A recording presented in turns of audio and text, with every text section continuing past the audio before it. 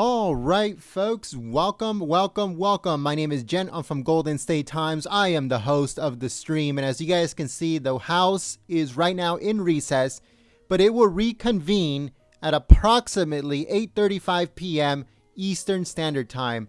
So that's 5:35 p.m. Pacific Standard Time.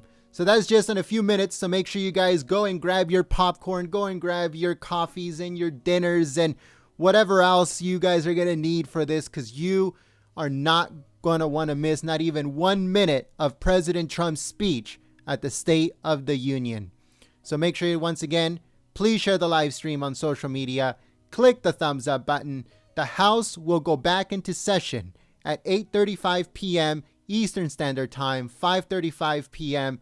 Pacific Standard Time, as you guys can see on your screen. So once again, make sure you guys share the live stream, give it a thumbs up, and you share it on Facebook, Twitter, Gab, Reddit, any of those social media sites. Helps us out a lot since when we have been completely taken off of search. So we rely on our viewers to help us out, share our live streams, and tell people that we are live here on YouTube. So once again, we will see you guys in the chat. Please share the live stream, and it will start very, very soon. Thank you so much.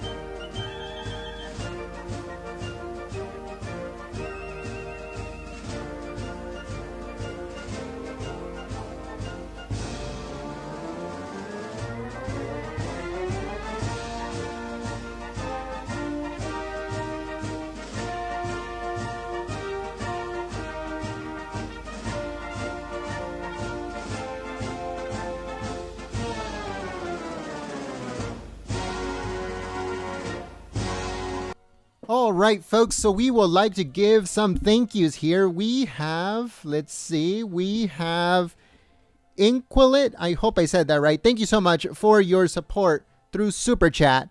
Also, Dan Swanson. Thank you so much, Dan, for your support through Super Chat. And we have another super emoji, and this is from Isabella G. Thank you so much for your support. As you guys can see, it should start very, very soon.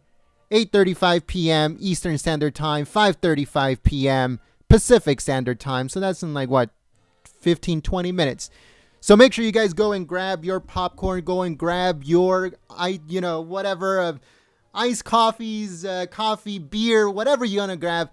And make sure you guys come back here because we are set to begin. We are ready to go. Once President Trump comes out, it is on, folks. So you guys are not going to want to miss any you guys are not going to want to miss any part of this speech, and it should start very, very soon. Make sure you guys share the live stream, give it a thumbs up, and we will see you guys in the chat. We also want to know, where are you tuning in from, folks? Make sure you give a shout out to your city, to your state, to the country you're tuning in from. So make sure you guys sound off in the chat. Where are you tuning in from to watch President Trump's State of the Union address? We know that we have patriots all over the world wanting to tune in to see what the president has to say. So if you are in another country, give a shout out to your country. If you're in the United States, sound off in the chat. Where are you tuning in from? Give a shout out to your city or to your state. Thank you so much, folks, and we'll see you in the chat.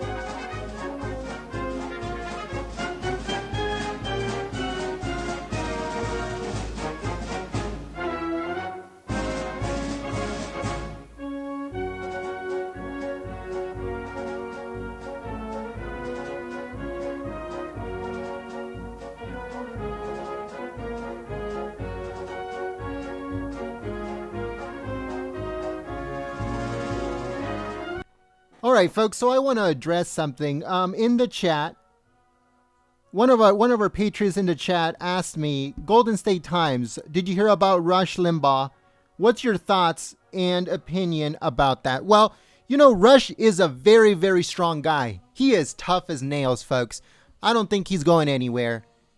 But, you know, you never know. That's what happens with these types of situations where, you know, we hope that the best outcome comes for him because he's a patriot. He's a patriot through and through. President Trump spoke about it on his Twitter. And I think that it's unfortunate what's going on with him. But, you know, all positive vibes. We hope that he recovers from this. But only time will tell. But one thing that we really hope is that he gets to see the re-election of President Trump. He's worked extremely hard trying to get the president re-elected in 2020. And we hope he gets to see it.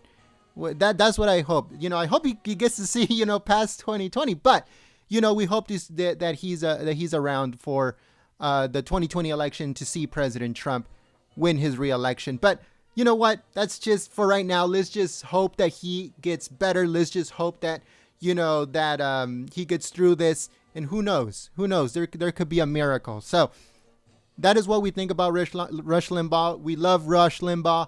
We hope nothing but the best for him. And you know, he's going to continue doing his thing. And that's the beautiful part about it, is that nothing is going to stop Rush from letting the American people know exactly what's going on in politics and give clear political insight on what's going on in this political climate. So that is what I have to say about that. Once again, all positive vibes for Rush Limbaugh, and let's see what happens.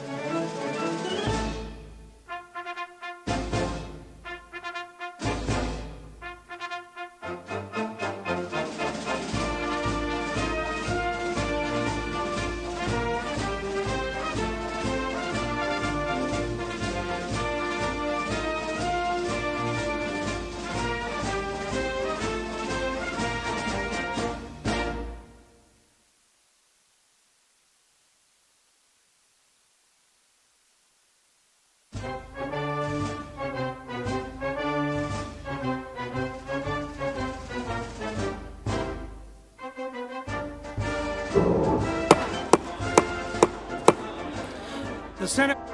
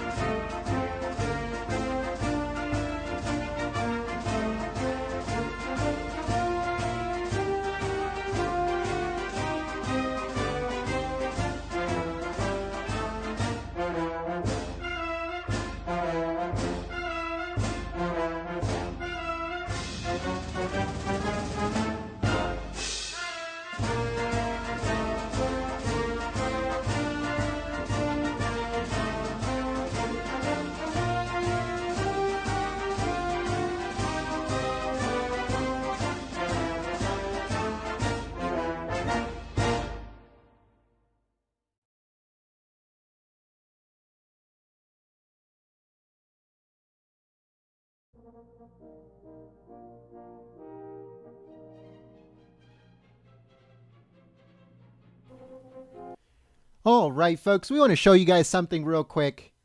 We have footage of senators in line waiting to go into the House floor to see President Trump's speech. Let me show you guys real quick.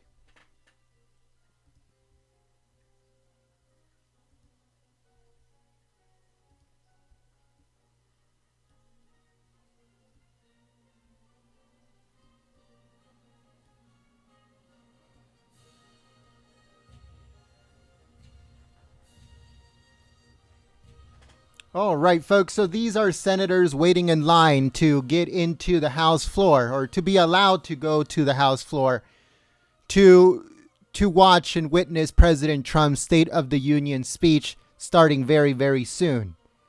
So make sure you guys please share this live stream on social media. Click the thumbs up button. As you guys can see, the senators are ready to go. They're eager and they're excited to go and see President Trump's speech for the State of the Union.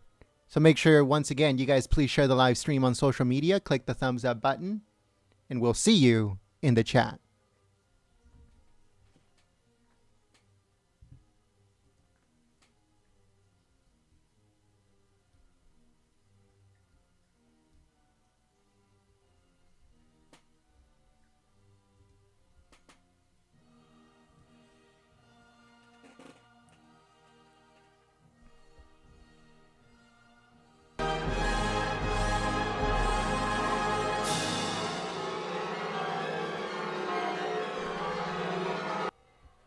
If you share the live stream on Facebook or Twitter, we'll give you guys a quick shout out as a thank you for your support. So if you have Twitter or you have Facebook and you share the live stream on there, we'll give you guys a quick shout out as a thank you for your support. We need your help now more than ever before. We do not come up on search. We do not come up on social media search engines. So we rely on the help of viewers just like you to let people know that we are live and we are awaiting President Trump's speech at the State of the Union.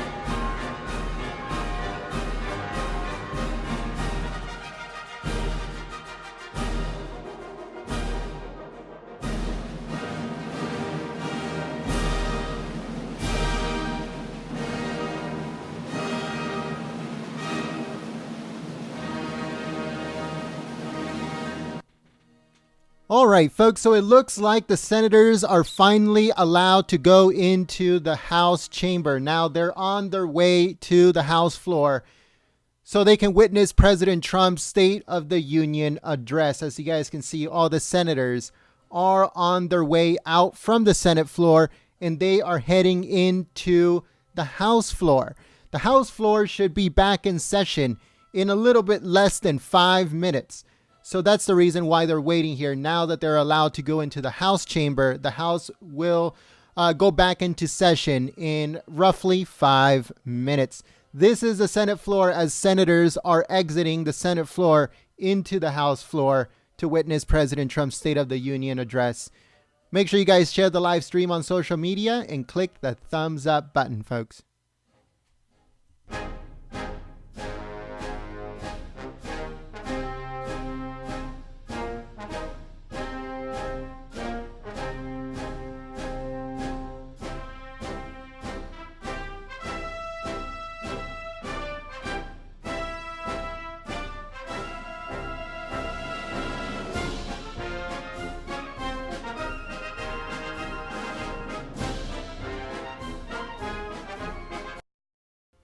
All right, so we want to give a couple shout outs here. We're going to be starting off with Heather. Thank you so much, Heather, for your support in sharing the live stream. Also, Rebecca True. Thank you so much, Rebecca, for your support in sharing the live stream. D.A. Tiffany. Thank you so much, D.A. Tiffany, for your support in sharing the live stream. Let's see, Rick MC, Minnesota, I believe. Thank you so much for your support in sharing the live stream. I told you 350YA. Thank you so much for your support in sharing the live stream. Brian C's, thank you so much for sharing the live stream on social media. Laura Williamson, thank you so much for sharing the live stream on social media. We have G. Urias, thank you so much for sharing the live stream. Glennis, thank you so much, Glennis, for sharing the stream. Kit, thank you so much, Kit, for your support in sharing the live stream. We also have Rhonda Nielsen. Thank you so much for sharing the live stream. Dr. Ed Callie, thank you so much for sharing the live stream. Lindley, thank you so much, Lindley, for your support in sharing the live stream. We also have James and Andy. Thank you so much for your support in sharing the live stream. Marsha Diaz and Q Army, thank you so much for sharing the stream. We also have Chad Michael Jackson. Thank you so much for sharing the stream on social media. We have Deborah Castro, thank you so much for sharing the stream. The Sicilian, and also we have Make Earth Love Again. Thank you so much for sharing the live stream on social media. Yvonne, thank you so much, Yvonne, for your support in sharing the live stream. And Stang, thank you so much, Stang, for your support. Graffiti Forensics and Deborah Williams, thank you so much for sharing the live stream on social media. Let's see, who else do we have on here, folks? Made in America Lady, thank you so much for sharing the stream. Greenback Boogeyman, thank you so much for sharing the stream on social media. And Gadia, I hope I said that right, thank you so much for sharing the stream. If you share the live stream on Facebook or Twitter, we'll give you guys a quick shout out as a thank you for your support. So make sure you guys please share the live stream. That helps us out immensely, and we'll see you guys in the chat.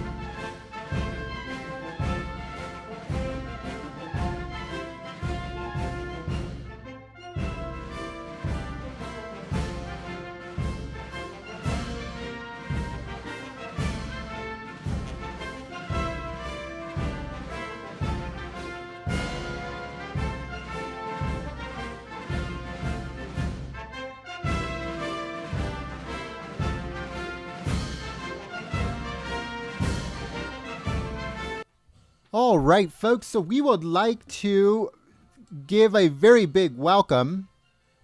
We would like to give a very big welcome to Miss Organic One. Thank you so much for becoming a new member, believing in Golden State Times, and supporting the free press.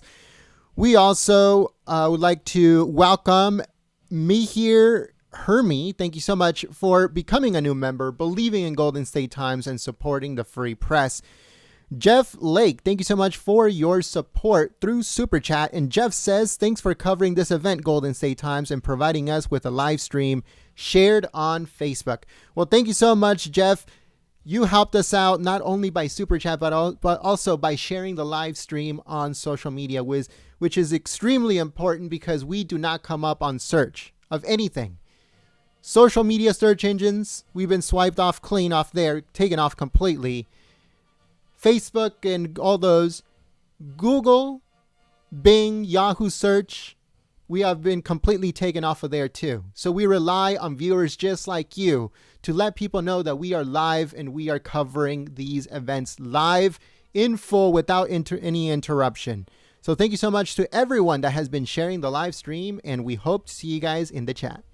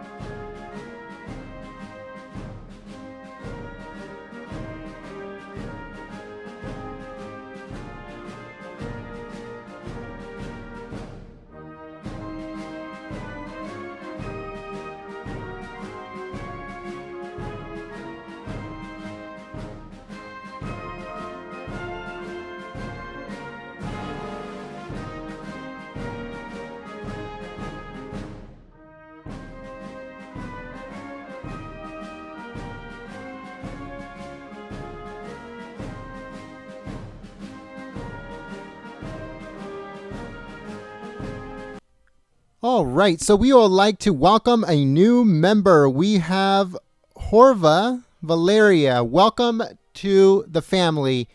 Thank you so much for becoming a member, believing in Golden State Times, and supporting the free press. People like you help us continue operation here on YouTube. Also, Cliff Finch, thank you so much for your support through Super Chat. All of those Super Chats helps us get to the next Trump rally. They help us continue operation here on YouTube and beyond. So thank you so much for your support.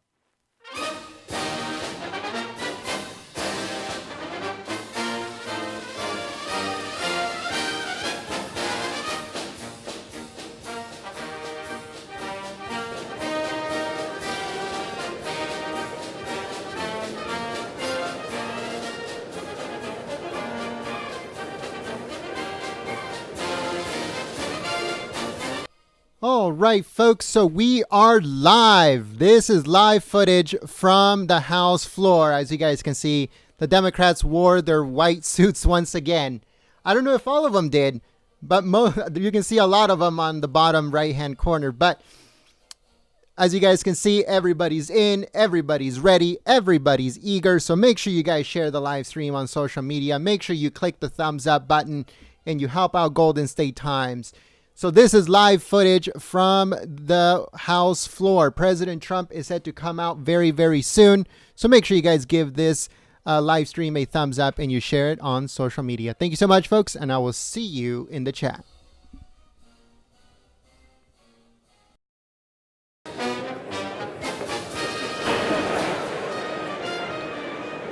The joint session will come to order. The chair appoints as members of the committee on the part of the House to escort the President of the United States into the chamber. The gentleman from Maryland, Mr. Hoyer. The gentleman from South Carolina, Mr. Clyburn. The gentleman from New Mexico, Mr. Lujan. The gentleman from New York, Mr. Jeffries. The gentlewoman from Massachusetts, Ms. Clark. The gentlewoman from Illinois, Mrs. Bustos. The gentlewoman from California, Ms. Chu. The gentlewoman from Kansas, Ms. Davids. The gentlewoman from New Mexico, Ms. Holland. The gentleman from California, Mr. McCarthy. The gentleman from Louisiana, Mr. Scalise. The gentlewoman from Wyoming, Ms. Cheney. The gentleman from Minnesota, Mr. Emmer. The gentleman from Alabama, Mr. Palmer. The gentleman from North Carolina, Mr. Walker. The gentleman from Missouri, Mr. Smith. The gentleman from Texas, Mr. Brady. The gentleman from Oklahoma, Mr. Cole. The President of the Senate, at the direction of that body, appoints the following senators as members of the committee on the part of the Senate to escort the President of the United States in the House chamber. The senator from Kentucky, Mr. McConnell. The senator from South Dakota, Mr. Thune. The senator from Iowa, Mr. Grassley. Senator from Wyoming, Mr. Barrasso. Senator from Iowa, Ms. Ernst. The senator from Missouri, Mr. Blunt. The senator from Indiana, Mr. Young. The senator from New York, Mr. Schumer. The senator from Illinois, Mr. Durbin. The senator from Wisconsin, Ms. Baldwin. The senator from Maryland, Mr. Cardin. The senator from New Hampshire, Mrs. Shaheen. And the senator from Delaware, Mr. Coons. Thank you, Mr. Vice President. The members of the escort committees will exit the chamber through the Speaker's lobby doors.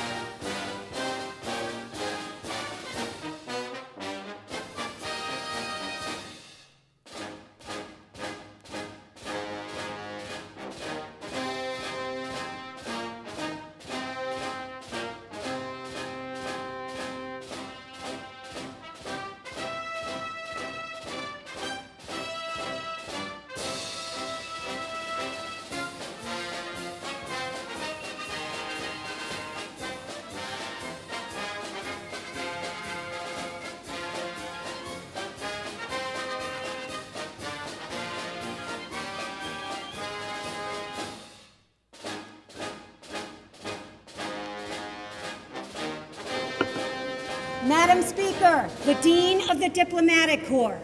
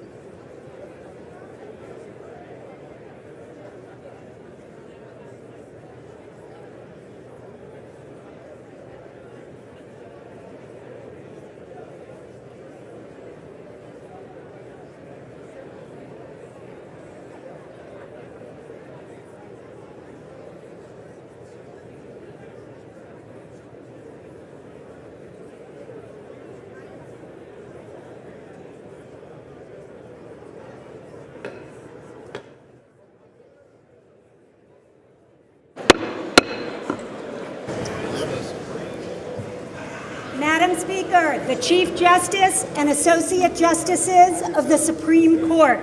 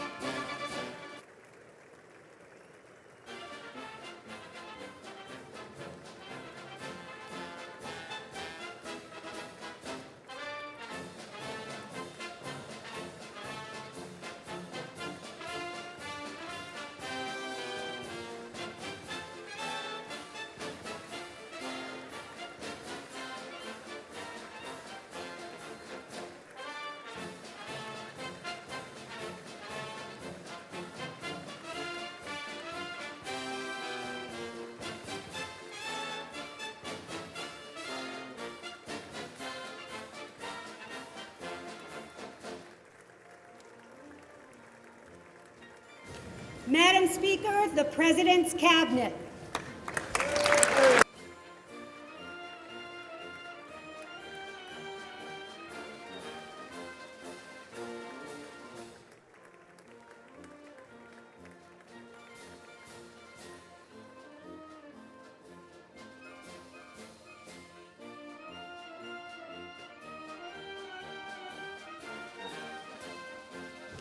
Madam Speaker, the President's Cabinet.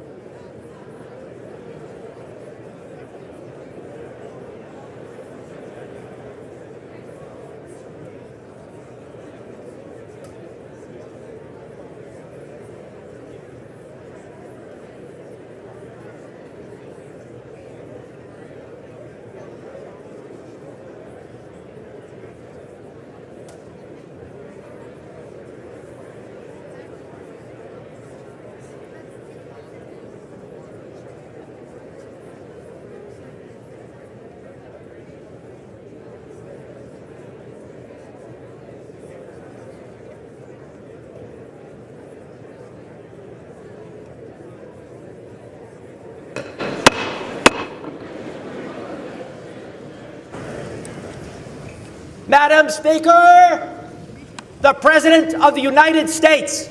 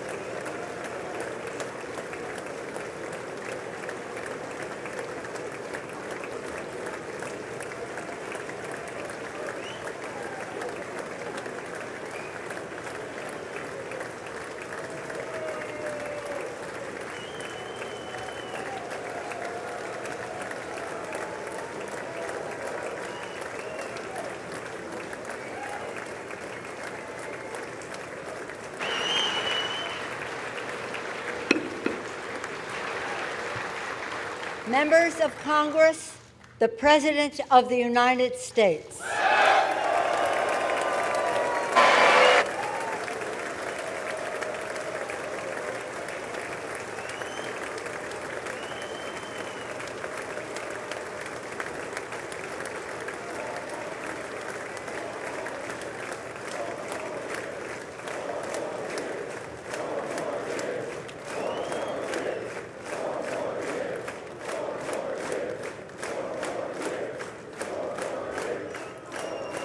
Thank you very much.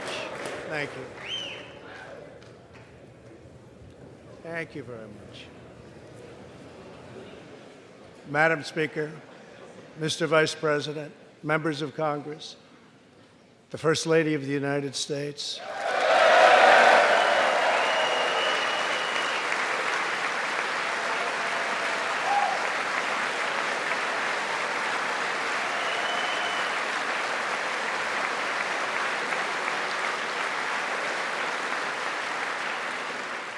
and my fellow citizens, 3 years ago, we launched the Great American Comeback. Tonight, I stand before you to share the incredible results. Jobs are booming, incomes are soaring, poverty is plummeting, crime is falling, confidence is surging, and our country is thriving and highly respected again.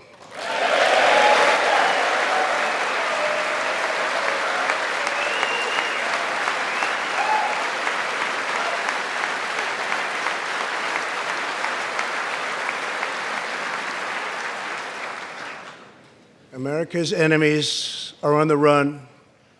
America's fortunes are on the rise, and America's future is blazing bright. The years of economic decay are over.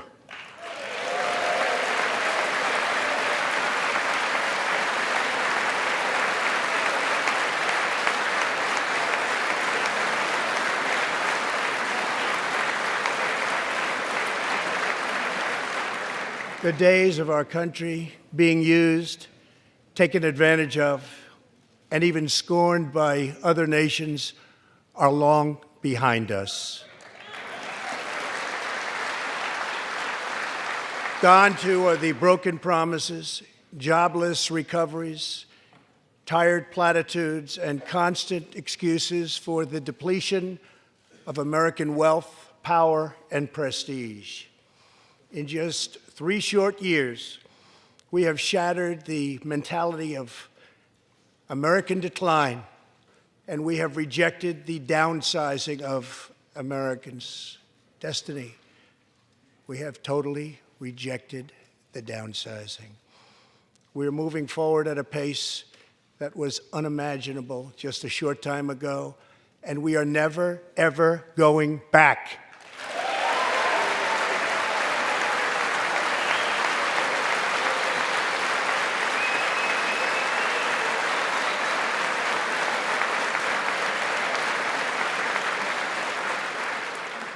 I am thrilled to report to you tonight that our economy is the best it has ever been.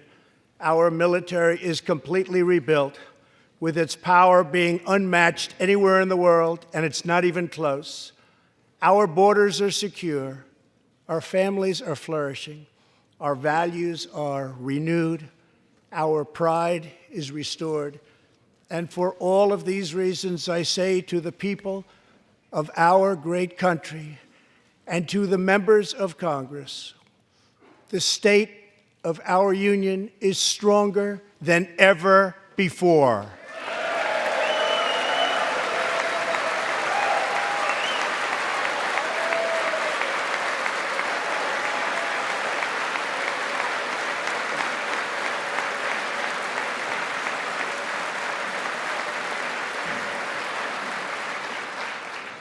The vision I will lay out this evening demonstrates how we are building the world's most prosperous and inclusive society, one where every citizen can join in America's unparalleled success, and where every community can take part in America's extraordinary rise.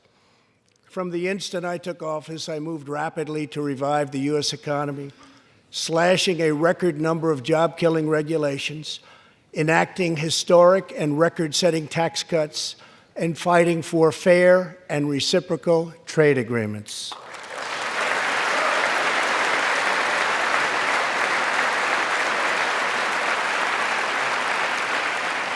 Our agenda is relentlessly pro-worker, pro-family, pro-growth, and most of all, pro-American.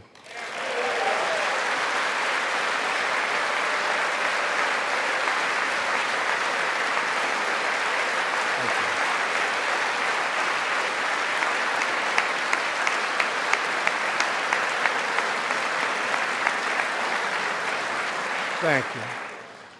We are advancing with unbridled optimism and lifting our citizens of every race, color, religion, and creed very, very high. Since my election, we have created 7 million new jobs, 5 million more than government experts projected during the previous administration.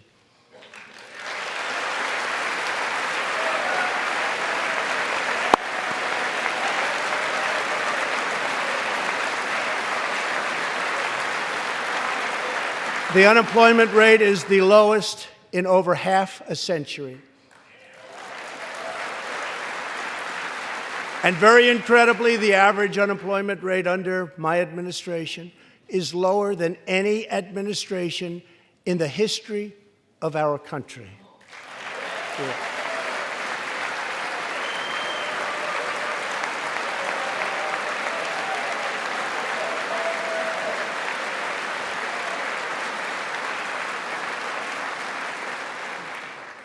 If we hadn't reversed the failed economic policies of the previous administration, the world would not now be witnessing this great economic success.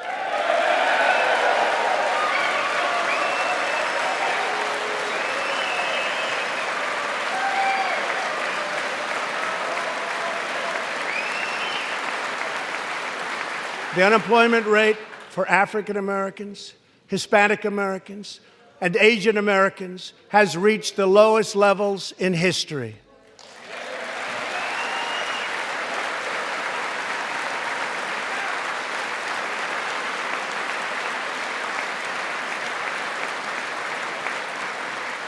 African American youth unemployment has reached an all-time low. African American poverty has declined to the lowest rate ever recorded. The unemployment rate for women reached the lowest level in almost 70 years, and last year women filled 72% of all new jobs added.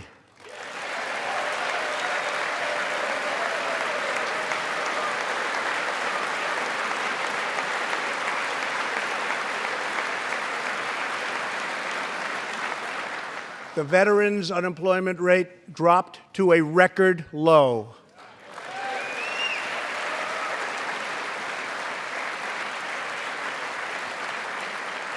The unemployment rate for disabled Americans has reached an all-time low.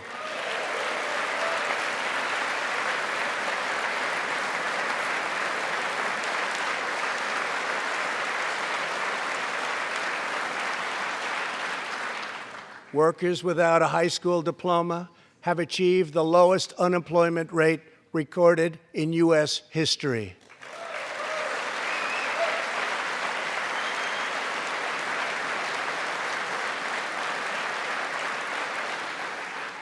A record number of young Americans are now employed. Under the last administration, more than 10 million people were added to the food stamp rolls. Under my administration, 7 million Americans have come off food stamps, and 10 million people have been lifted off of welfare.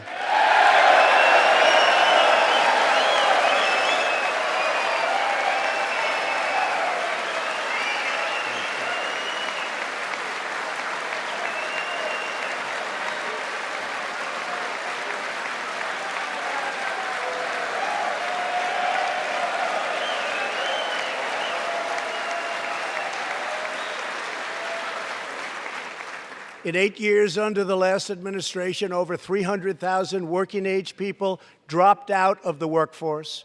In just 3 years of my administration, 3.5 million people, working-age people, have joined the workforce.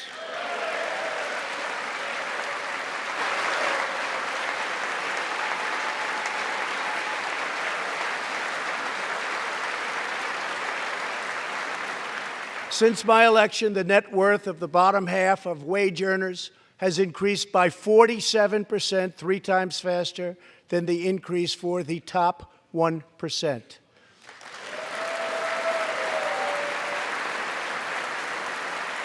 After decades of flat and falling incomes, wages are rising fast, and wonderfully, they are rising fastest for low-income workers who have seen a 16% pay increase since my election.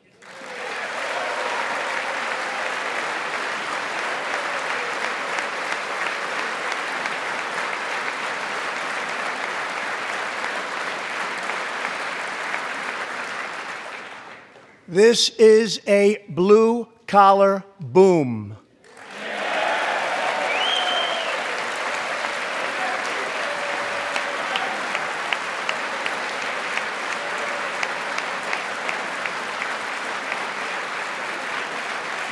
Real median household income is now at the highest level ever recorded.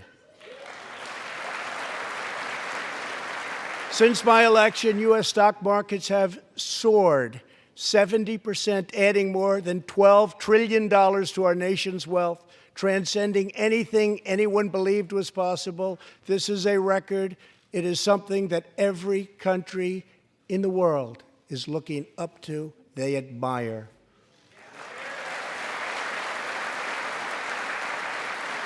Consumer confidence has just reached amazing new highs. All of those millions of people with 401ks and pensions are doing far better than they have ever done before, with increases of 60, 70, 80, 90, and 100% and even more. Jobs and investments are pouring into 9,000 previously neglected neighborhoods, thanks to Opportunity Zones, a plan spearheaded by Senator Tim Scott as part of our great Republican tax cuts.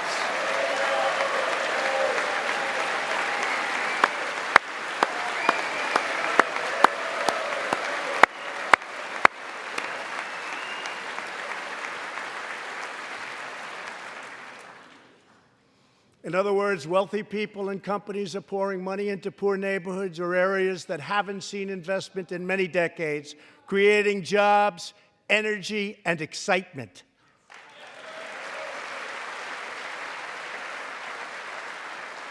This is the first time that these deserving communities have seen anything like this.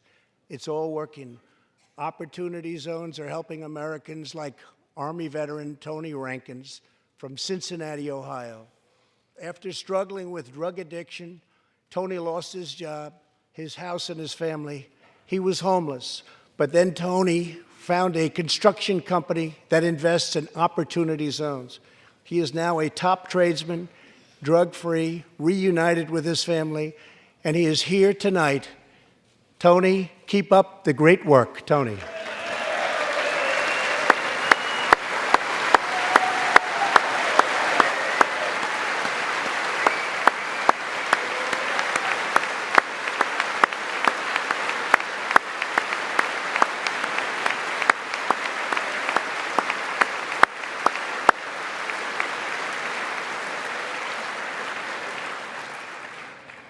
Thank you, Tony. Our roaring economy has, for the first time ever, given many former prisoners the ability to get a great job and a fresh start. This second chance at life is made possible because we passed landmark criminal justice reform into law. Everybody said that criminal justice reform couldn't be done, but I got it done, and the people in this room got it done.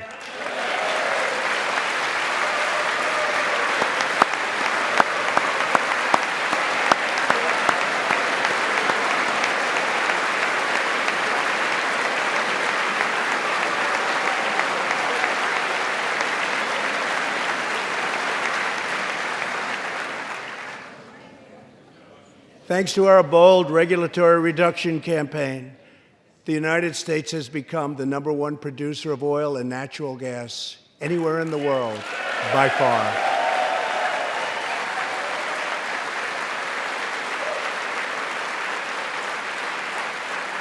With the tremendous progress we have made over the past 3 years, America is now energy independent, and energy jobs, like so many other elements of our country, are at a record high.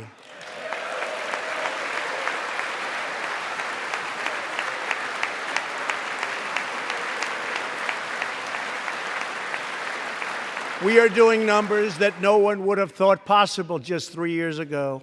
Likewise, we are restoring our nation's manufacturing might, even though predictions were, as you all know, that this could never, ever be done.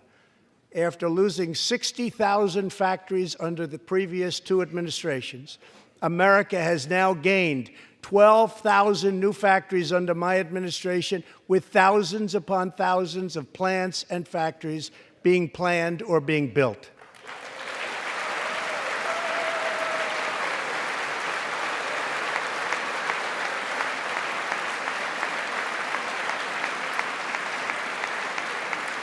Companies are not leaving. They are coming back to the USA. The fact is that everybody wants to be where the action is, and the United States of America is indeed the place where the action is.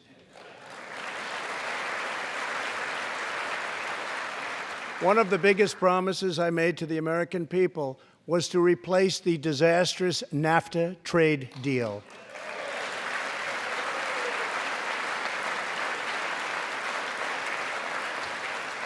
In fact, unfair trade is perhaps the single biggest reason that I decided to run for president.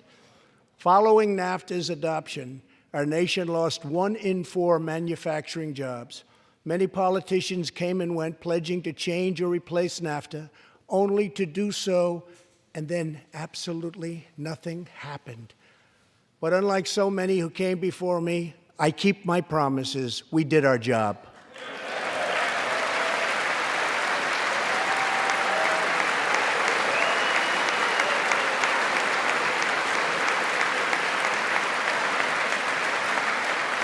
Six days ago, I replaced NAFTA and signed the brand new U.S.-Mexico-Canada agreement into law.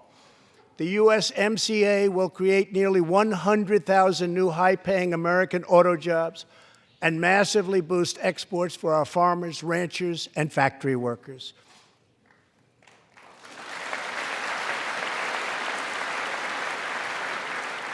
It will also bring trade with Mexico and Canada to a much higher level, but also to be a much greater degree of fairness and reciprocity. We will have that fairness and reciprocity, and I say that finally because it's been many, many years that we were treated fairly on trade. This is the first major trade deal in many years to earn the strong backing of America's labor unions. I also promised our citizens that I would impose tariffs to confront China's massive theft of America's jobs. Our strategy has worked. Days ago, we signed the groundbreaking new agreement with China that will defend our workers, protect our intellectual property, bring billions and billions of dollars into our treasury, and open vast new markets for products made and grown right here in the USA.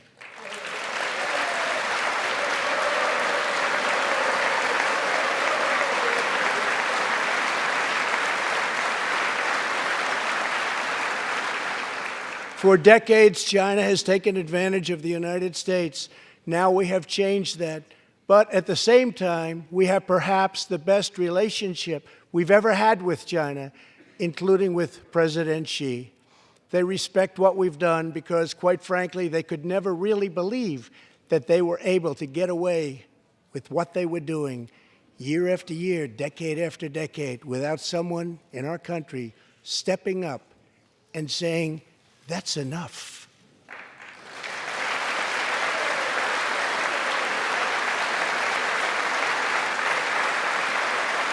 Now we want to rebuild our country, and that's exactly what we're doing. We are rebuilding our country. As we restore American leadership throughout the world, we are once again standing up for freedom in our hemisphere. That's why my administration reversed the failing policies of the previous administration on Cuba.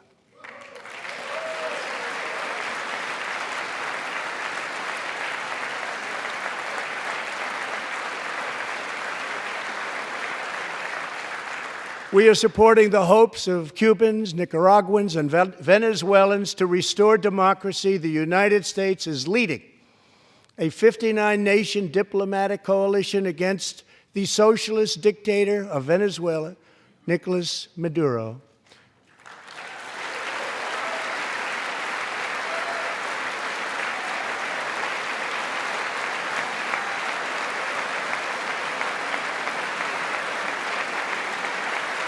Maduro is an illegitimate ruler, a tyrant who brutalizes his people, but Maduro's grip on tyranny will be smashed and broken. Here this evening is a very brave man who carries with him the hopes, dreams, and aspirations of all Venezuelans. Joining us in the gallery is the true and legitimate president of Venezuela, Juan Guaido. Mr. President, please take this message back to your homeland.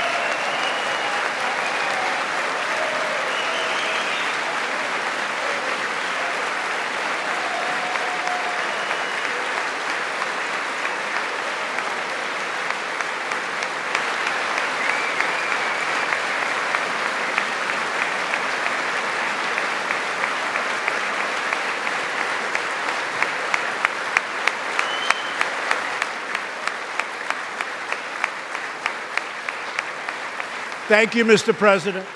Great honor. Thank you very much. Please take this message back that all Americans are united with the Venezuelan people in their righteous struggle for freedom. Thank you very much, Mr. President.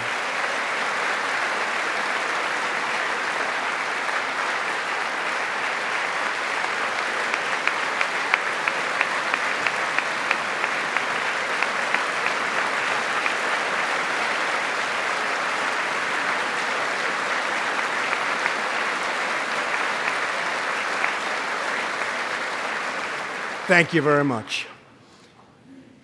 Socialism destroys nations, but always remember, freedom unifies the soul.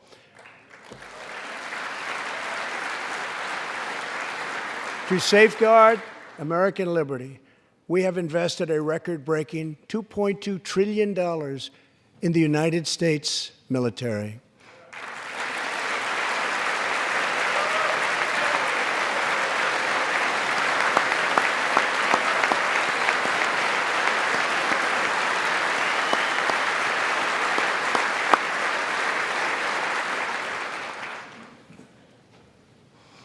We have purchased the finest planes, missiles, rockets, ships, and every other form of military equipment, and it's all made right here in the USA.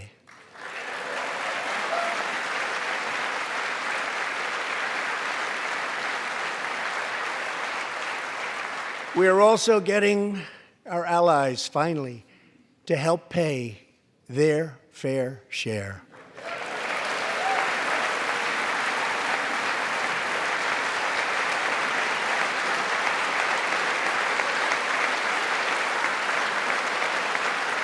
I have raised contributions from other NATO members by more than $400 billion, and the number of allies meeting their minimum obligations has more than doubled. And just weeks ago, for the first time since President Truman established the Air Force, more than 70 years earlier, we created a brand new branch of the United States Armed Forces. It's called the Space Force. Very important.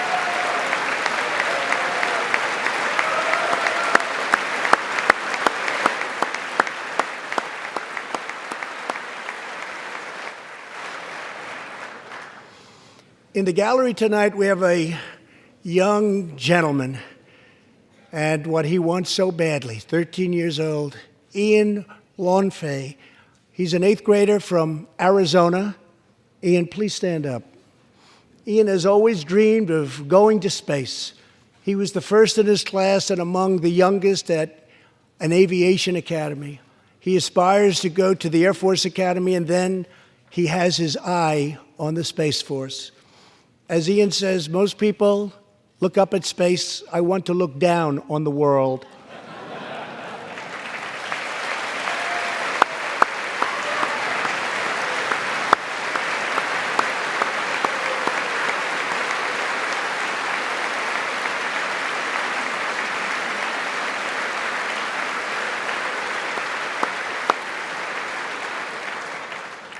But sitting behind Ian tonight is his greatest hero of them all.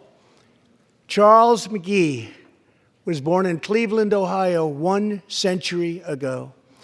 Charles is one of the last surviving Tuskegee Airmen, the first black fighter pilots, and he also happens to be Ian's great-grandfather.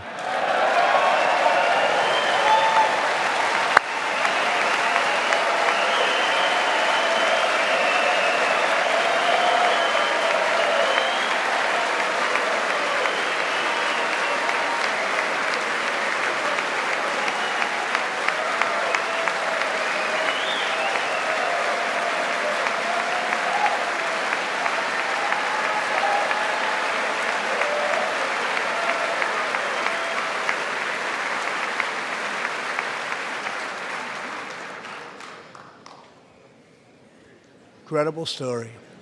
After more than 130 combat missions in World War II, he came back home to a country still struggling for civil rights and went on to serve America in Korea and Vietnam.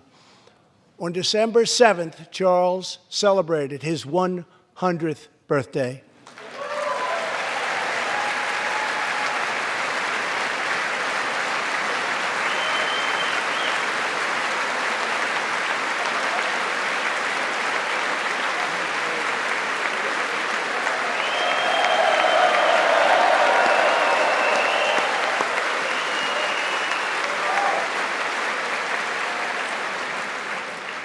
A few weeks ago, I signed a bill promoting Charles McGee to Brigadier General, and earlier today, I pinned the stars on his shoulders in the Oval Office.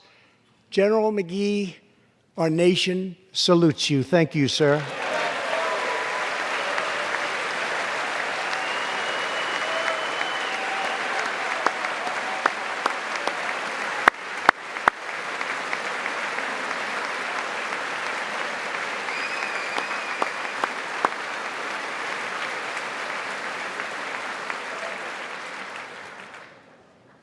From the Pilgrims to the founders, from the soldiers at Valley Forge to the marchers at Selma, and from President Lincoln to the Reverend Martin Luther King, Americans have always rejected limits on our children's future. Members of Congress, we must never forget that the only victories that matter in Washington are victories that deliver for the American people.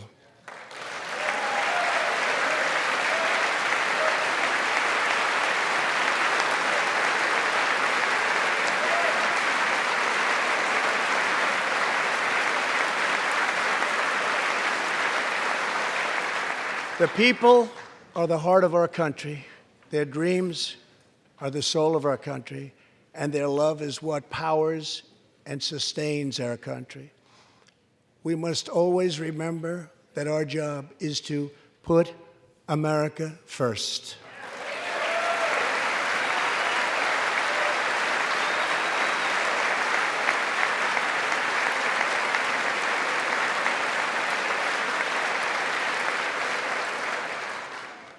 The next step forward in building an inclusive society is making sure that every young American gets a great education and the opportunity to achieve the American dream. Yet for too long, countless American children have been trapped in failing government schools. To rescue these students, 18 states have created school choice in the form of opportunity scholarships. The programs are so popular that tens of thousands of students remain on a waiting list. One of those students is Janiyah Davis, a fourth grader from Philadelphia. Janiyah.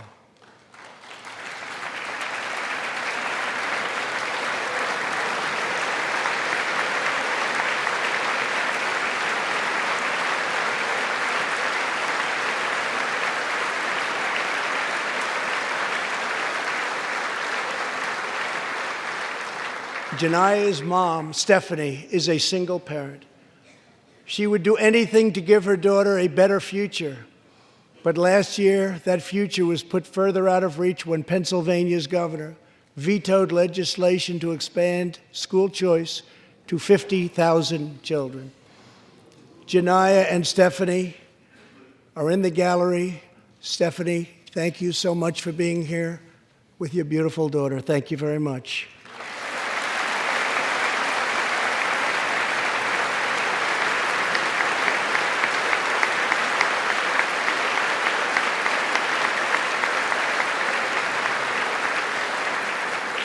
But Janiyah, I have some good news for you, because I am pleased to inform you that your long wait is over.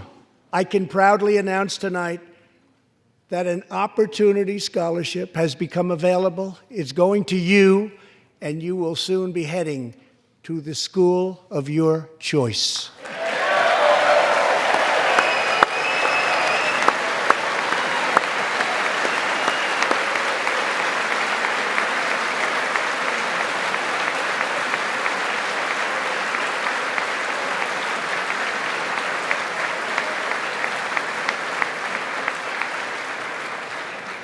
Now I call on Congress to give 1 million American children the same opportunity Janiyah has just received. Pass the Education Freedom Scholarships and Opportunities Act, because no parent should be forced to send their child to a failing government school.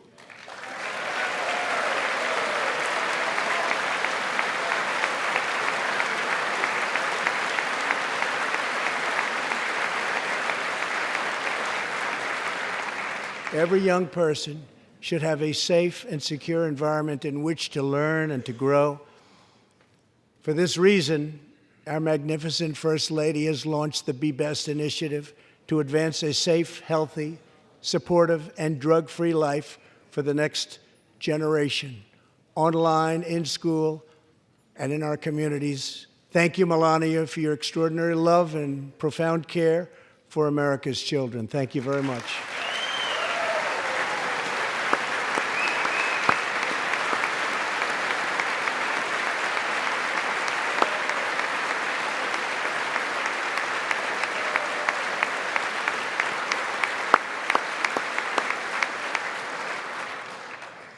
My administration is determined to give our citizens the opportunities they need, regardless of age or background. Through our pledge to American workers, over 400 companies will also provide new jobs and education opportunities to almost 15 million Americans. My budget also contains an exciting vision for our nation's high schools. Tonight, I ask Congress to support our students and back my plan to offer vocational and technical education in every single high school in America.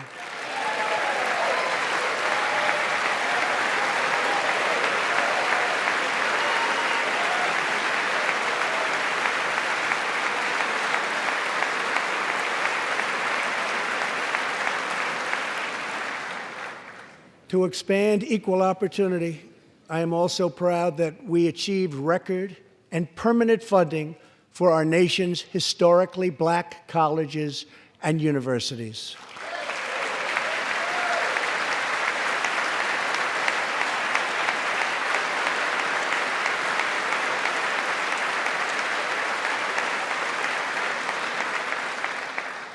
A good life for American families also requires the most affordable, innovative, and high-quality health care system on earth.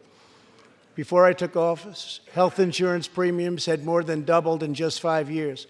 I moved quickly to provide affordable alternatives. Our new plans are up to 60% less expensive and better.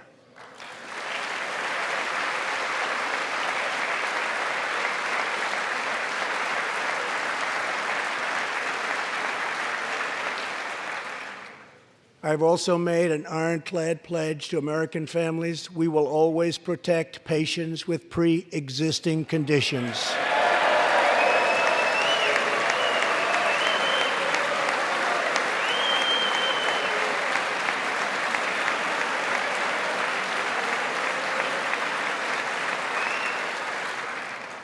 And we will always protect your Medicare, and we will always protect your Social Security, always.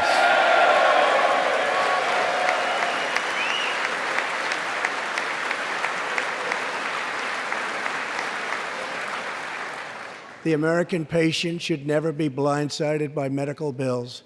That is why I signed an executive order requiring price transparency.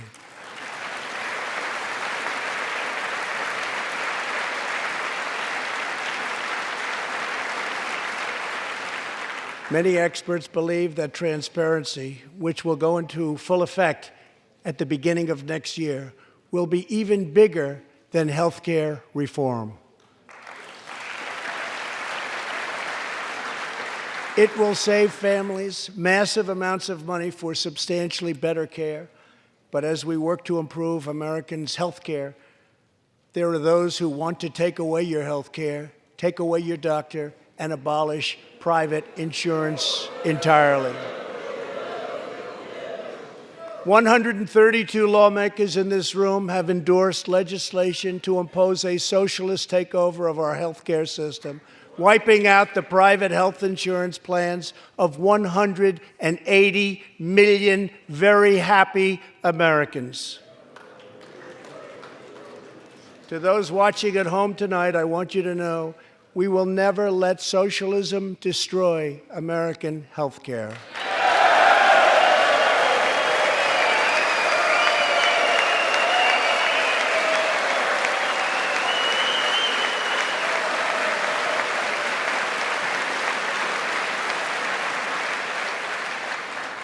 Over 130 legislators in this chamber have endorsed legislation that would bankrupt our nation by providing free taxpayer-funded health care to millions of illegal aliens, forcing taxpayers to subsidize free care for anyone in the world who unlawfully crosses our borders.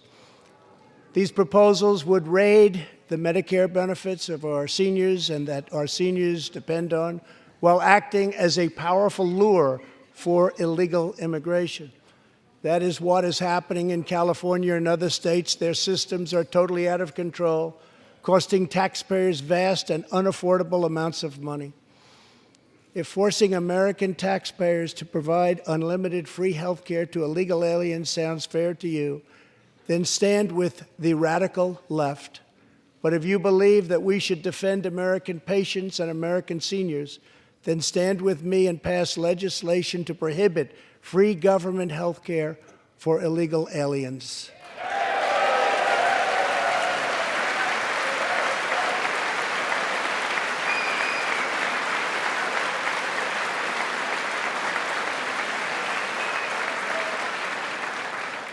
This will be a tremendous boon to our already very strongly guarded southern border, where, as we speak, a long, tall, and very powerful wall is being built.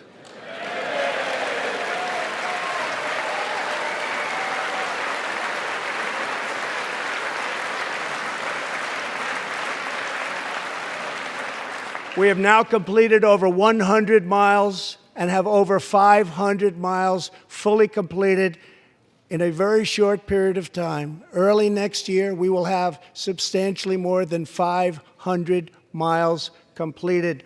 My administration is also taking on the big pharmaceutical companies. We have approved a record number of affordable generic drugs, and medicines are being approved by the FDA at a faster clip than ever before.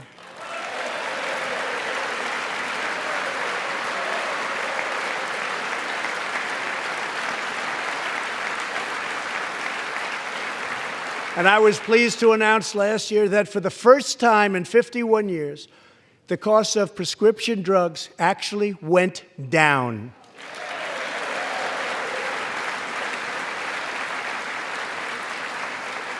And working together, Congress can reduce drug prices substantially from current levels. I've been speaking to Senator Chuck Grassley of Iowa and others in Congress in order to get something on drug pricing done, and done quickly and properly. I'm calling for bipartisan legislation that achieves the goal of dramatically lowering prescription drug prices.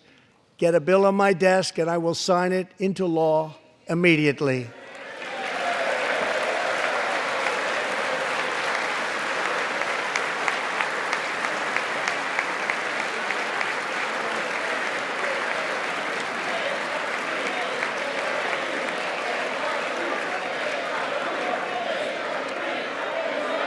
With unyielding commitment, we are curbing the opioid epidemic.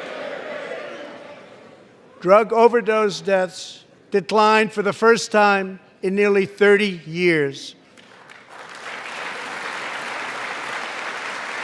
Among the states hardest hit, Ohio is down 22%, Pennsylvania is down 18%, Wisconsin is down 10%, and we will not quit until we have beaten the opioid epidemic once and for all.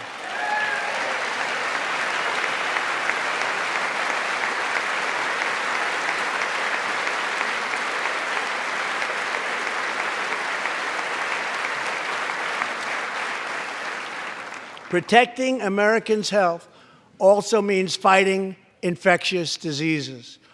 We are coordinating with the Chinese government and working closely together on the coronavirus outbreak in China. My administration will take all necessary steps to safeguard our citizens from this threat. We have launched ambitious new initiatives to substantially improve care for Americans with kidney disease, Alzheimer's, and those struggling with mental health. And because Congress was so good as to fund my request, new cures for childhood cancer, and we will eradicate the AIDS epidemic in America by the end of this decade.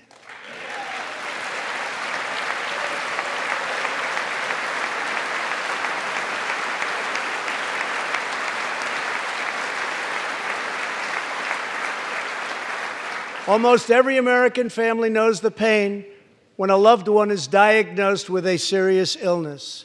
Here tonight is a special man, beloved by millions of Americans, who just received a stage 4 advanced cancer diagnosis.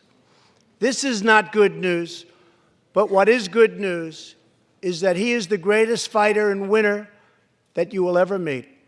Rush Limbaugh, thank you for your decades of tireless devotion to our country.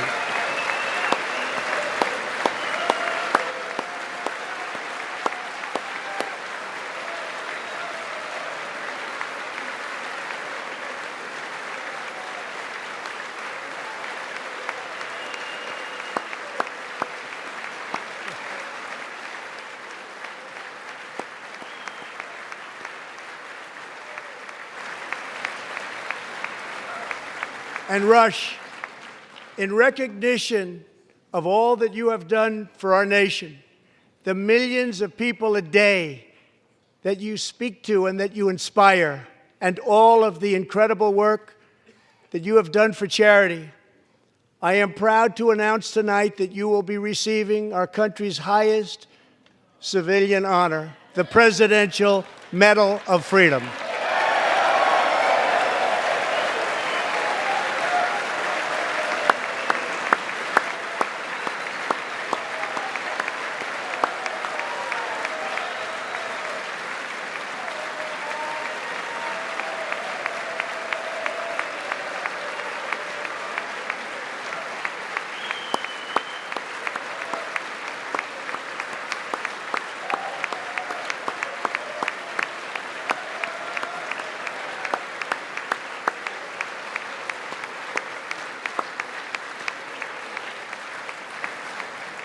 I will now ask the First Lady of the United States to present you with the honor, please.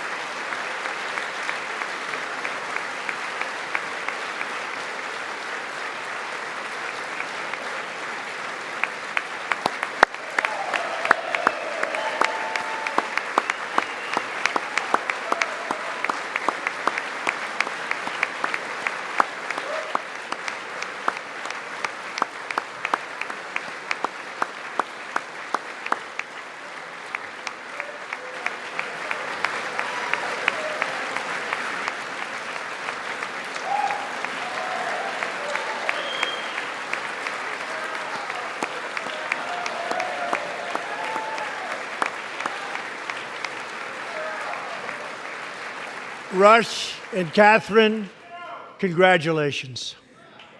Thank you, Catherine. As we pray for all who are sick, we know that America is constantly achieving new medical breakthroughs.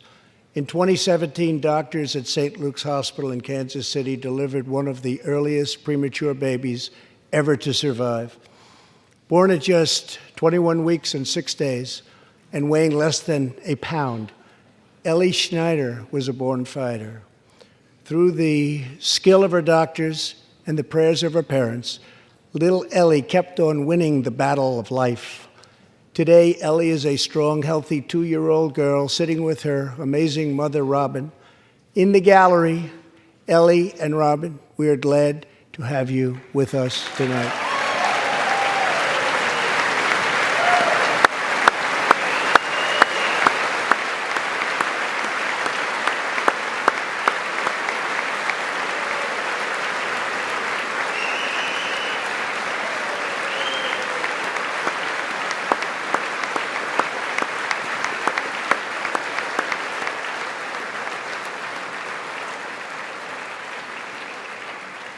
Ellie reminds us that every child is a miracle of life. And thanks to modern medical wonders, 50% of very premature babies delivered at the hospital where Ellie was born now survive. It's an incredible thing. Thank you very much.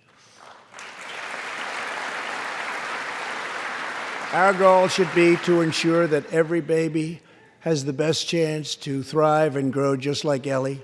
That is why I'm asking Congress to provide an additional $50 million to fund neonatal research for America's youngest patients.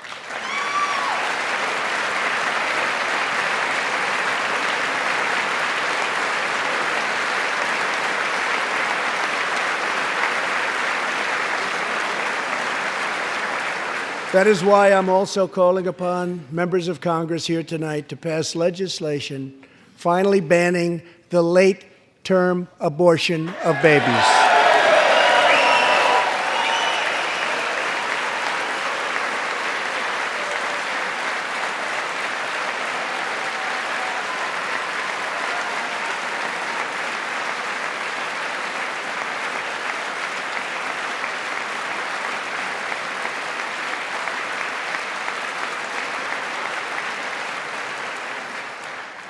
Whether we are Republican, Democrat, or Independent, surely we must all agree that every human life is a sacred gift from God. As we support America's moms and dads, I was recently proud to sign the law providing new parents in the federal workforce paid family leave, serving as a model for the rest of the country.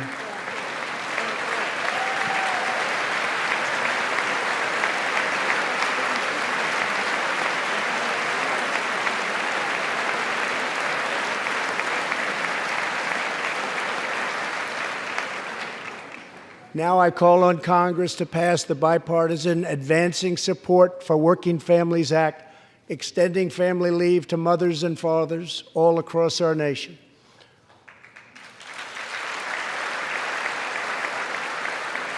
$40 million American families have an average $2,200 extra thanks to our child tax credit.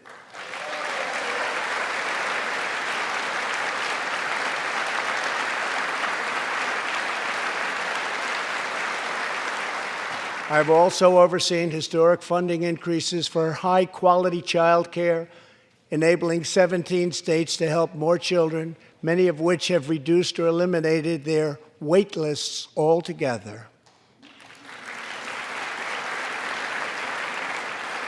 And I sent Congress a plan with a vision to further expand access to high-quality child care and urge you to act immediately.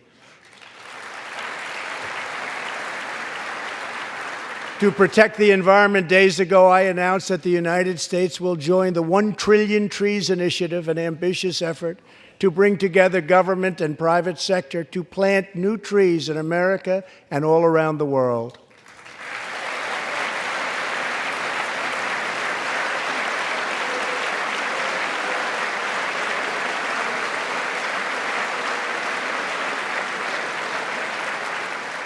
We must also rebuild America's infrastructure.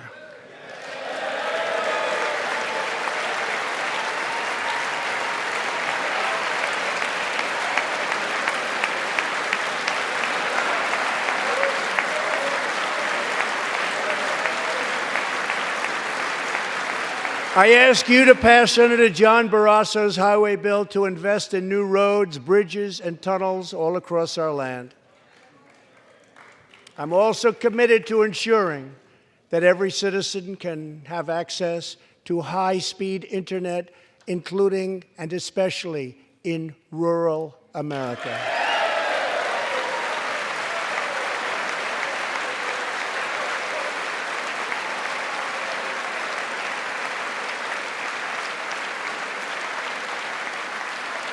A better tomorrow for all Americans also requires us to keep America safe. That means supporting the men and women of law enforcement at every level, including our nation's heroic ICE officers.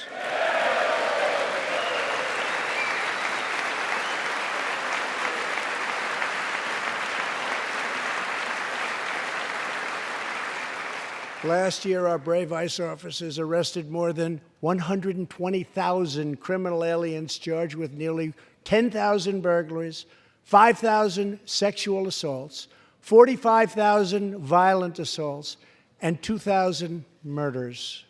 Tragically, there are many cities in America where radical politicians have chosen to provide sanctuary for these criminal illegal aliens.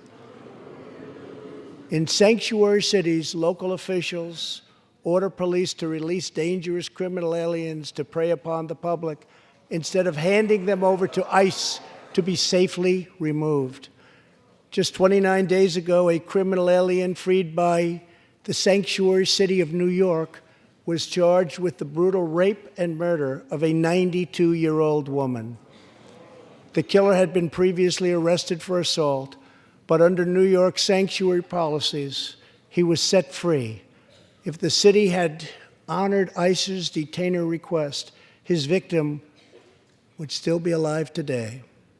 The state of California passed an outrageous law declaring their whole state to be a sanctuary for criminal illegal immigrants, a very terrible sanctuary with catastrophic results. Here is just one tragic example. In December 2018, California police detained an illegal alien with 5 prior arrests, including convictions for robbery and assault. But as required by California's sanctuary law, local authorities released him. Days later, the criminal alien went on a gruesome spree of deadly violence. He viciously shot one man going about his daily work. He approached a woman sitting in her car and shot her in the arm and in the chest. He walked into a convenience store and wildly fired his weapon. He hijacked a truck and smashed into vehicles, critically injuring innocent victims. One of the victims is a terrible, terrible situation. Died, 51-year-old American named Rocky Jones. Rocky was at a gas station when this vile criminal fired 8 bullets at him from close range, murdering him in cold blood. Rocky left behind a devoted family, including his brothers, who loved him more than anything else in the world. One of his grieving brothers is here with us tonight. Jody, would you please stand? Jody, thank you.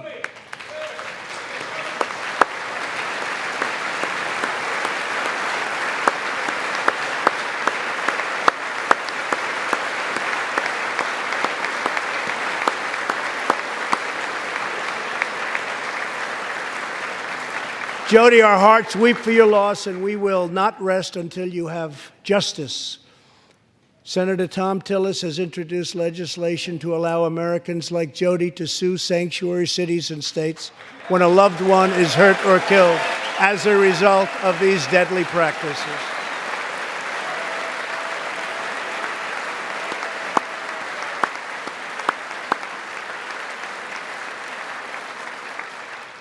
I ask Congress to pass the Justice for Victims of Sanctuary Cities Act immediately.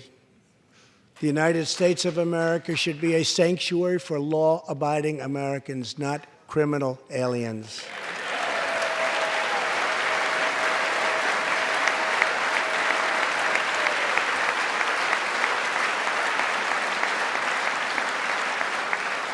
In the last 3 years, ICE has arrested over 5,000 wicked human traffickers, and I have signed 9 pieces of legislation to stamp out the menace of human trafficking domestically and all around the globe.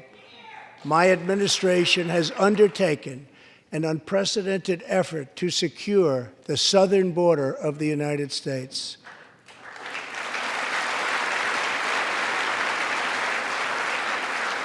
Before I came into office, if you showed up illegally on our southern border and were arrested, you were simply released and allowed into our country, never to be seen again.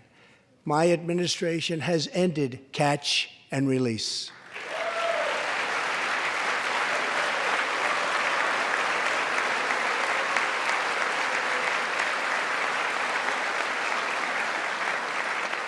If you come illegally, you will now be promptly removed from our country.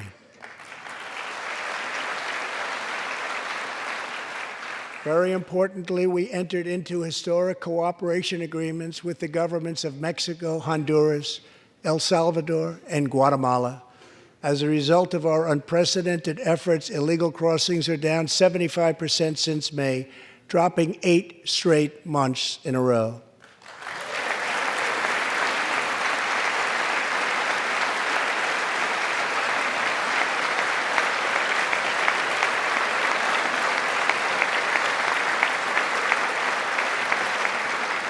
And as the wall rapidly goes up, drug seizures rise, and the border crossings are going down and going down very rapidly.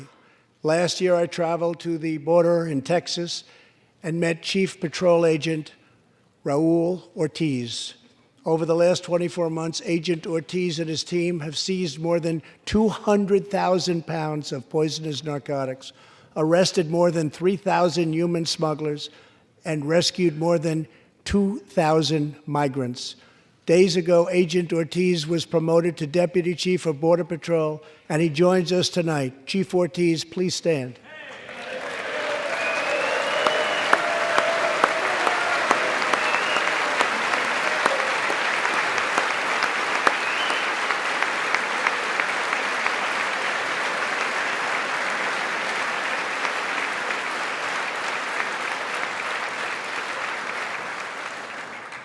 A grateful nation thanks you and all of the heroes of Border Patrol and ICE. Thank you very much.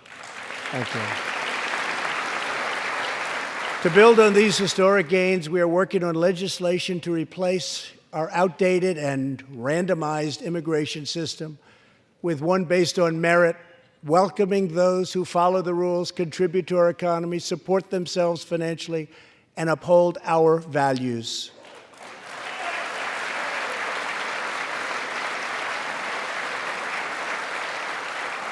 With every action, my administration is restoring the rule of law and reasserting the culture of American freedom.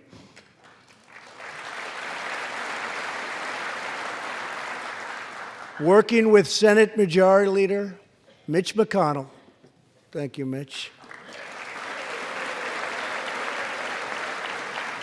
and his colleagues in the Senate, we have confirmed a record number of 187 new federal judges to uphold our Constitution as written. This includes 2 brilliant new Supreme Court justices, Neil Gorsuch and Brett Kavanaugh. Thank you.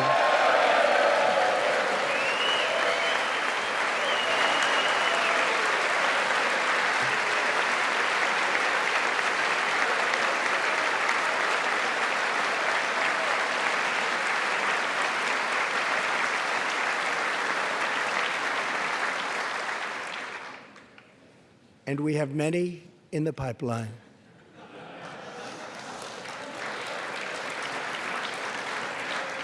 My administration is also defending religious liberty, and that includes the constitutional right to pray in public schools.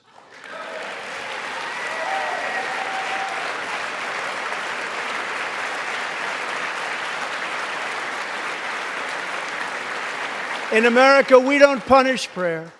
We don't tear down crosses. We don't ban symbols of faith. We don't muzzle preachers and pastors. In America, we celebrate faith. We cherish religion. We lift our voices in prayer, and we raise our sights to the glory of God. Just as we believe in the First Amendment, we also believe in another constitutional right that is under siege all across our country. So long as I am president, I will always protect your Second Amendment right to keep and bear arms.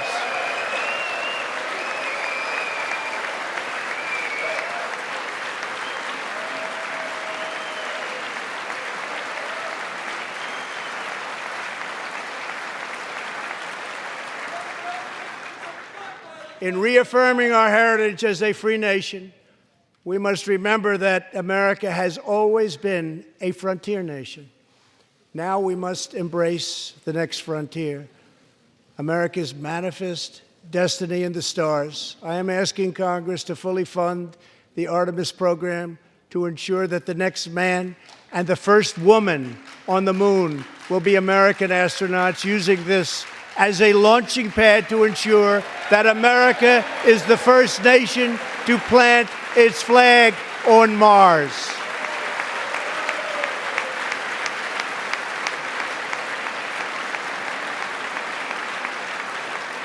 My administration is also strongly defending our national security and combating radical Islamic terrorism.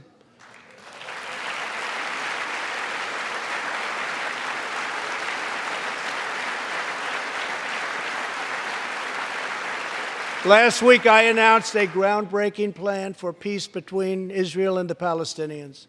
Recognizing that all past attempts have failed, we must be determined and creative in order to stabilize the region and give millions of young people the chance to realize a better future. 3 years ago, the barbarians of ISIS held over 20,000 square miles of territory in Iraq and Syria. Today, the ISIS territorial caliphate has been 100% destroyed, and the founder and leader of ISIS, the bloodthirsty killer known as al-Baghdadi, is dead.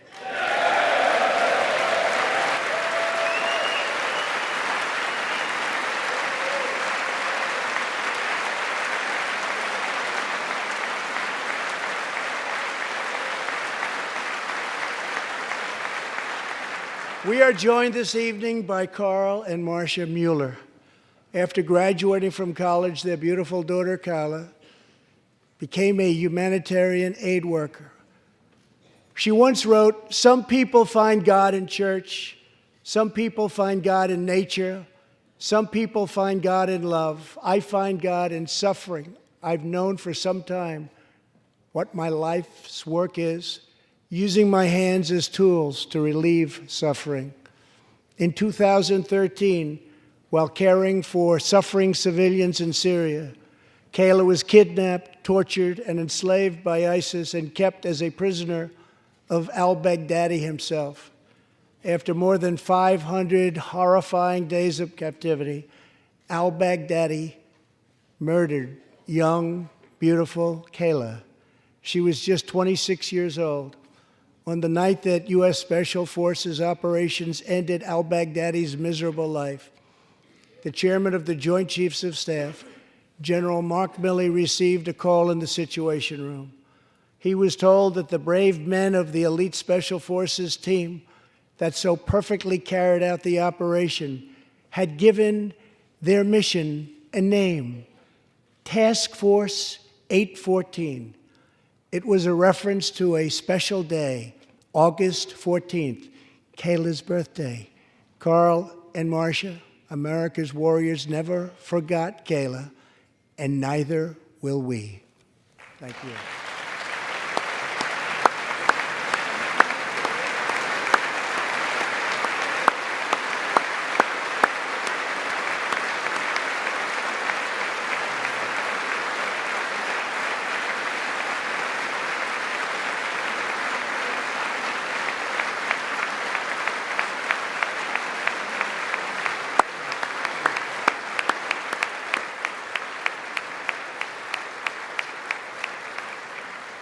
Every day, America's men and women in uniform demonstrate the infinite depth of love that dwells in the human heart. One of these American heroes was Army Staff Sergeant Christopher Hake. On his second deployment to Iraq in 2008, Sergeant Hake wrote a letter to his one-year-old son, Gage. "I will be with you again," he wrote to Gage. "I will teach you to ride your first bike, build your first sandbox, watch you play sports, and see you have kids also. I love you, son. Take care of your mother. I am always with you, Daddy." On Easter Sunday of 2008, Chris was out on patrol in Baghdad when his Bradley fighting vehicle was hit by a roadside bomb. That night, he made the ultimate sacrifice for our country. Sergeant Hake now rests in eternal glory in Arlington, and his wife, Kelly, is in the gallery tonight, joined by their son, who is now a 13-year-old and doing very, very well. To Kelly and Gage, Chris will live in our hearts forever. He is looking down on you now. Thank you.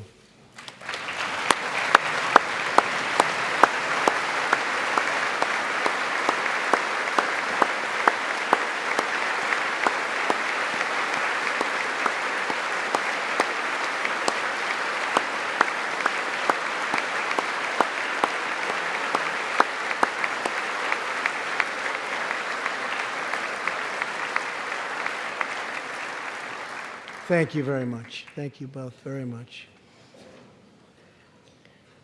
The terrorist responsible for killing Sergeant Hake was Qasem Soleimani, who provided the deadly roadside bomb that took Chris's life. Soleimani was the Iranian regime's most ruthless butcher, a monster who murdered or wounded thousands of American service members in Iraq. As the world's top terrorist, Soleimani orchestrated the deaths of countless men, women, and children. He directed the December assault and went on to assault U.S. forces in Iraq, was actively planning new attacks when we hit him very hard. And that's why last month, at my direction, the U.S. military executed a flawless precision strike that killed Soleimani and terminated his evil reign of terror forever.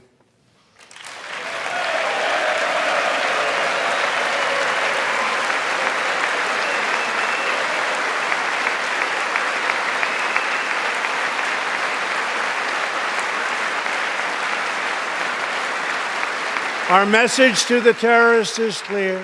You will never escape American justice. If you attack our citizens, you forfeit your life.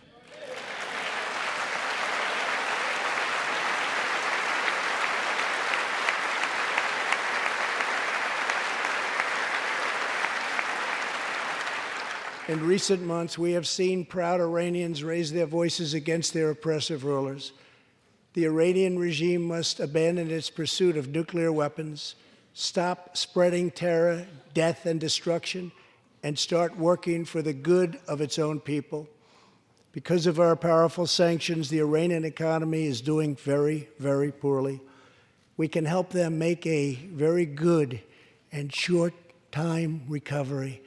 It can all go very quickly, but perhaps they are too proud or too foolish to ask for that help. We are here. Let's see which road they choose. It is totally up to them.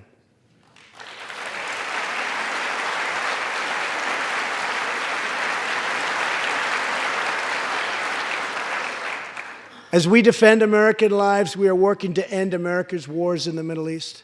In Afghanistan, the determination and valor of our warfighters has allowed us to make tremendous progress, and peace talks are now underway. I am not looking to kill hundreds of thousands of people in Afghanistan, many of them totally innocent. It is also not our function to serve other nations as law enforcement agencies. These are warfighters that we have, the best in the world, and they either want to fight to win or not fight at all. We are working to finally end America's longest war and bring our troops back home.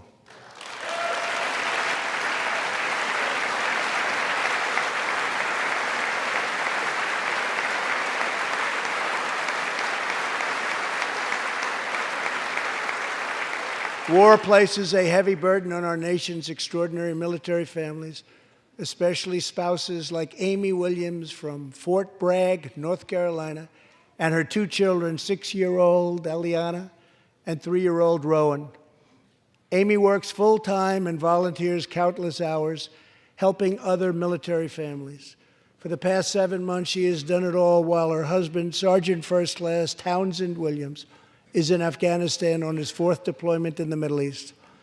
Amy's kids haven't seen their father's face in many months. Amy, your family's sacrifice makes it possible for all of our families to live in safety and in peace, and we want to thank you. Thank you, Amy.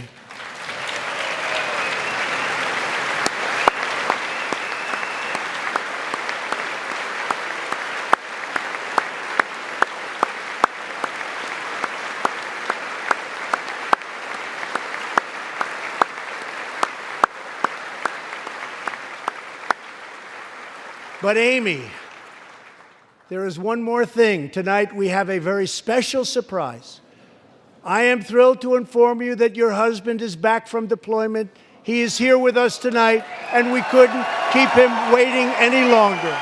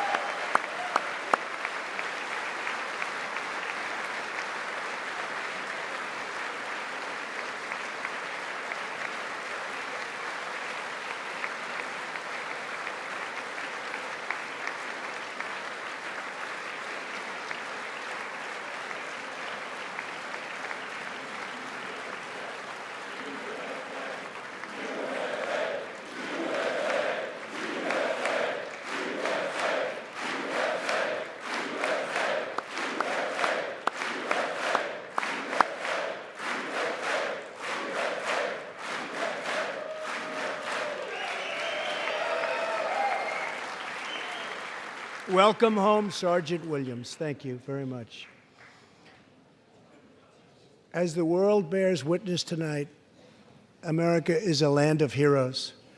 This is a place where greatness is born, where destinies are forged, and where legends come to life.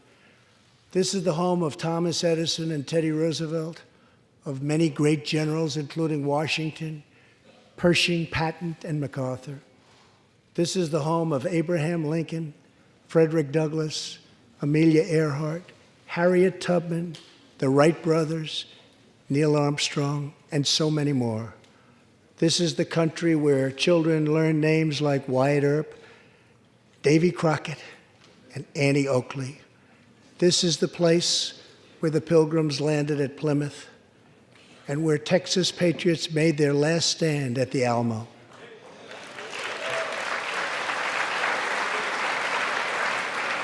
The beautiful, beautiful Alamo.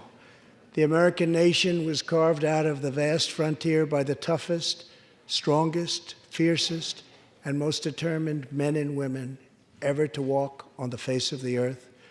Our ancestors braved the unknown, tamed the wilderness, settled the Wild West, lifted millions from poverty, disease, and hunger, vanquished tyranny and fascism, ushered the world to new heights of science and medicine, laid down the railroads, dug out the canals, raised up the skyscrapers, and ladies and gentlemen, our ancestors built the most exceptional republic ever to exist in all of human history, and we are making it greater than ever before.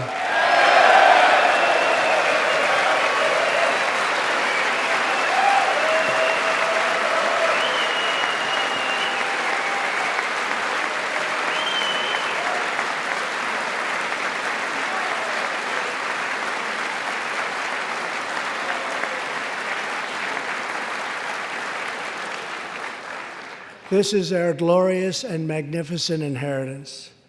We are Americans. We are pioneers. We are the pathfinders. We settled the new world. We built the modern world. And we changed history forever by embracing the eternal truth that everyone is made equal by the hand of Almighty God.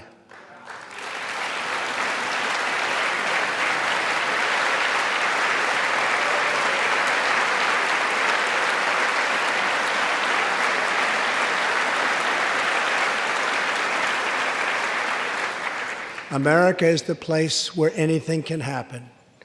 America is the place where anyone can rise. And here, on this land, on this soil, on this continent, the most incredible dreams come true. This nation is our canvas, and this country is our masterpiece. We look at tomorrow and see unlimited frontiers just waiting to be explored. Our brightest discoveries are not yet known. Our most thrilling stories are not yet told. Our grandest journeys are not yet made. The American age, the American epic, the American adventure has only just begun. Our spirit is still young. The sun is still rising. God's grace is still shining. And my fellow Americans, the best is yet to come. Thank you, God bless you, and God bless America. Thank you very much.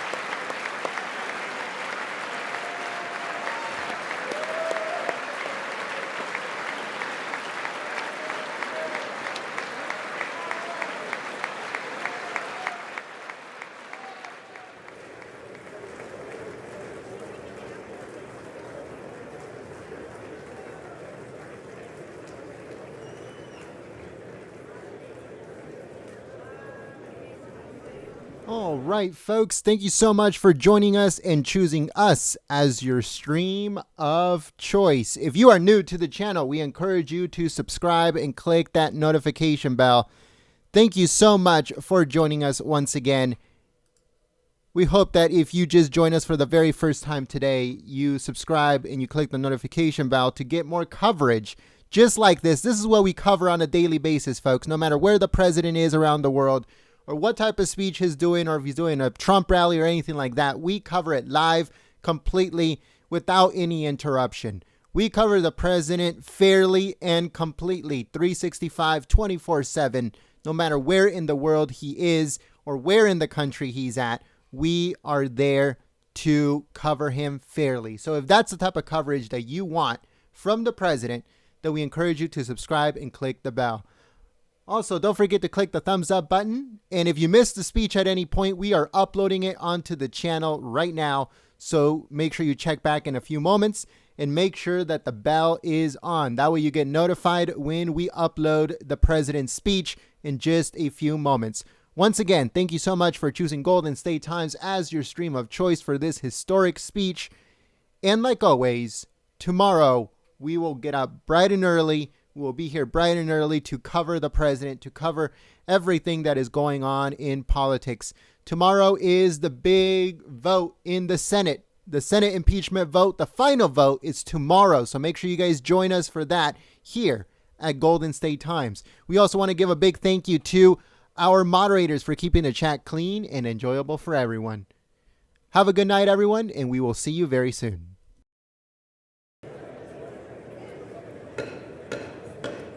The chair declares the joint session of the two houses now dissolved. Then we go.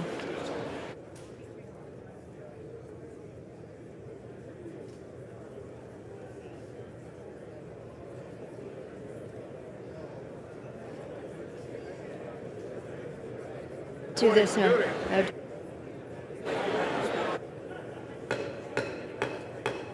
The House will come to order.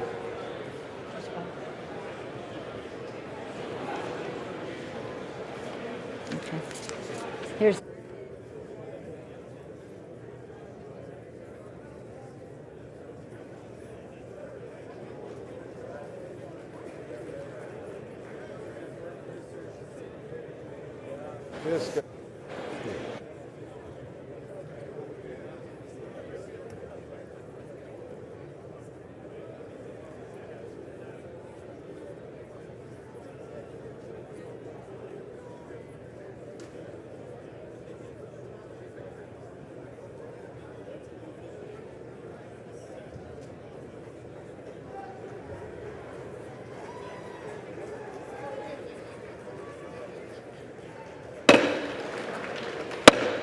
For what purpose does the gentleman from Maryland seek recognition?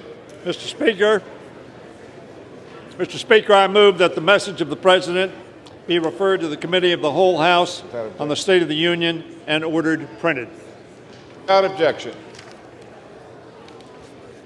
Mr. Speaker,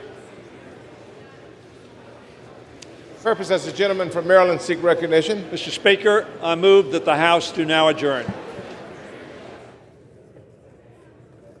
The question is on the motion to adjourn. Those in favor say aye. Those opposed, no. The ayes have it. The ayes have it. The motion is agreed to. Accordingly, the House stands adjourned until 10 a.m. tomorrow morning for debate.